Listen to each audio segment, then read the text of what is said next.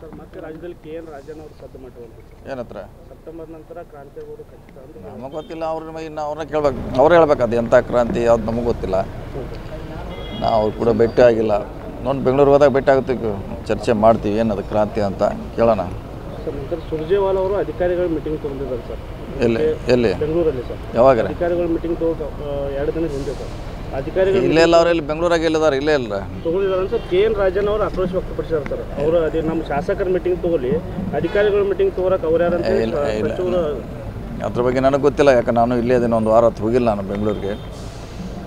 ಯಾಕಂದ್ರೆ 2 ವರ್ಷದಿಂದ ಇಲ್ಲೇ ಇಲ್ಲ. ಅವ್ರು ಮುಂಚೆ ಏನಾಗಿದ್ದು ಗೊತ್ತಿಲ್ಲ, ಕೇಳೋಣ, ನನಗೆ ಐಡಿಯಾ ಇಲ್ಲ.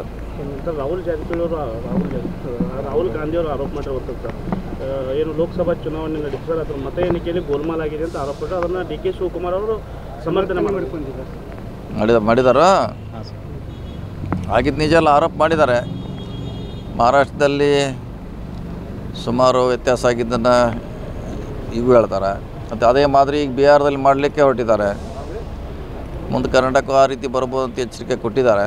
ಅದ್ರ ಬಗ್ಗೆ ಚರ್ಚೆ ಆಗಬೇಕು. ಈಗಾಗಲೇ ಸುಪ್ರೀಂ ಕೋರ್ಟ್ನಲ್ಲಿ ಕೇಸ್ ಇದ್ದೀರ, ಯಾರಿಗೆ ತೆಗಿಬೇಕು ಯಾರು ತೆಗಿಬಾರ್ದು ಅಂತ. ಸೊ ನೋಡೋಣ, ಸುಪ್ರೀಂ ಕೋರ್ಟ್ ಏನು ಆದೇಶ ಮಾಡಿದೆ ಕಾದು ನೋಡೋಣ. ಸರ್ ನಾಲ್ವಡಿ ಮಹಾರಾಜರು ಏನಿದ್ದಾರೆ ಸರ್, ಅವರಿಗೆ CM ಸಿದ್ದರಾಮಯ್ಯ ಅವ್ರ ಪುತ್ರ ಯತೀಂದ್ರ ಅವರಿಗೆ ಹೋಲಿಕೆ ಮಾಡಿದ್ದಾರೆ ಸರ್. ಅವ್ರು ಎಷ್ಟು ಅನುದಾನ ಕೊಟ್ಟಿದ್ದಾರೆ ಅಷ್ಟು ಅನುದಾನವನ್ನು ಸಿದ್ದರಾಮಯ್ಯ ಅವರು ಕೊಟ್ಟಿದ್ದಾರೆ, ಅವ್ರ ಪುತ್ರ ಅವ್ರ ಬಗ್ಗೆ ಮಾತಾಡಿರುವಂಥದ್ದು ಸರ್. ತಾವೇನು ಹೇಳ್ತೀವಿ ಸರ್ ಅವ್ರ ಹೋಲಿಕೆ? ಅಲ್ಲ, ಅವರು ಆ ಕಾಲದಲ್ಲಿ ಸಾಮಾಜಿಕ ಹರಿಕಾರರು, ಈಗಿನ ಕಾಲಕ್ಕೆ ಇವರು ಸಮಾಜ ಹರಿಕಾರರು. ಒಬ್ರಿಗೊಬ್ರಿಗೆ ಹೋಲಿಸೋದ್ರಿಂದ ಏನು ವ್ಯತ್ಯಾಸ ಏನಿದೆ? ಅವರ ವ್ಯಕ್ತಿತ್ವ ಅವ್ರಿಗಿದ್ದೇ ಇರ್ತೈತೆ.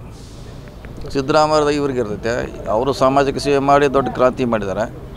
ಸಿದ್ದರಾಮಯ್ಯವರು ಕೂಡ ರಾಜಕೀಯಲ್ಲಿ ಕ್ರಾಂತಿ ಮಾಡಿದ್ದಾರೆ.